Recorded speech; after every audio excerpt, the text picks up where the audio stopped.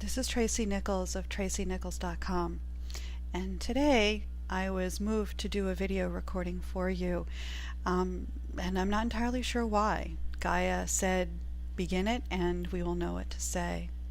So I'm just going to start in and let you know that I had a conversation with someone this morning that raised the idea of how often we may think about the sacred and being in service as being intertwined, which of course they are in many ways.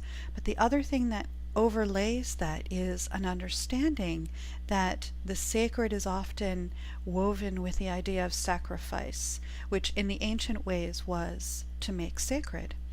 So when we weave together being in service with sacrifice, with making sacred, we sometimes come up with some odd beliefs, and I think that's what's rising in me today, to just put out there some unformed ideas and see where you all go with them, see where I go with them afterwards.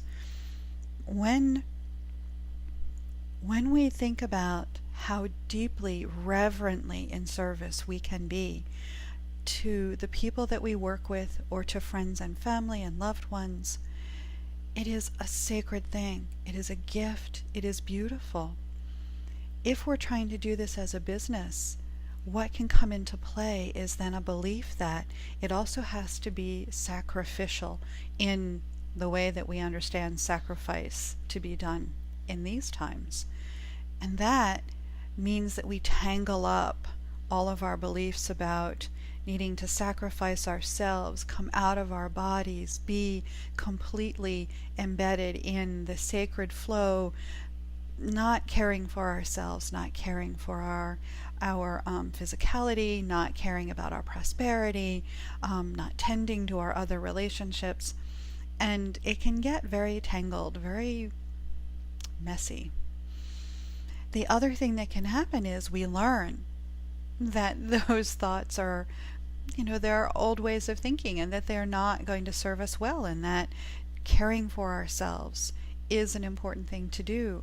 And so we have this mental and spiritual belief, and yet we still have that tug of deep in our physicality, deep in our DNA and in our cells, there's this memory of, if I am sacred, I am sacrificing self.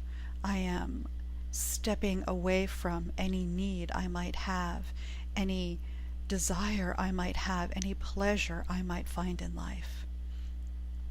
So one of the explorations that I'm working with for myself and for other people is how to unlearn that in our bodies and to relearn that pleasure and that abundance, profitability, that self-care. All of that is as much a part of our sacred calling as anything else that we're doing that is purely service-oriented.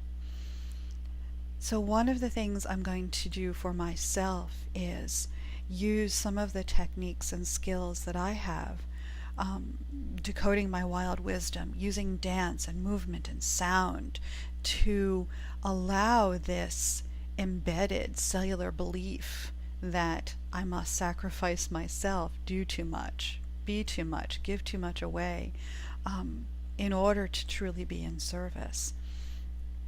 And as I allow that belief deep in my cells to teach me about it, and to teach me about the original ways of being, of pleasure, and of being immersed in the senses, and being immersed in the body as a truly sacred way of being, then I'm going to be able to take away that battle, that tugging that's going on inside of me, and really move into being in service in a sacred way where I bring all of the pleasure and the sensuality and the beauty and the full force of the power of abundance with me as I'm doing everything that I do, whether it's being in relationship with my husband or being in relationship with a client, writing, everything that I do. So I'm just going to explore that, and I wanted to do this video. Guy is telling me we're doing it as an invitation. So if this resonates with you, if you can feel into any of this, then I invite you to do the exploration with me. Move into your body, let it teach you. Move, sound, write, draw, whatever creative expression you love to work with, and maybe share some of what you're experiencing in the comments below this post. That would be amazing to gather our stories together in this place about what it's like to allow these old, deep cellular ways of being to teach us, and then to teach us again how to be in fullness and presence and in deep pleasure and in sacred beingness with that pleasure simultaneously. So I think that's probably all the words I need to say right now. So just reverence for you, for your presence. I'm deeply grateful that I can be here and speak with you. I'm deeply grateful to know that many of you will be diving into this experience with me, that I'll be in community, and I'm looking forward to hearing what it is that you experience and what you share with us. So thank you, and have a glorious day.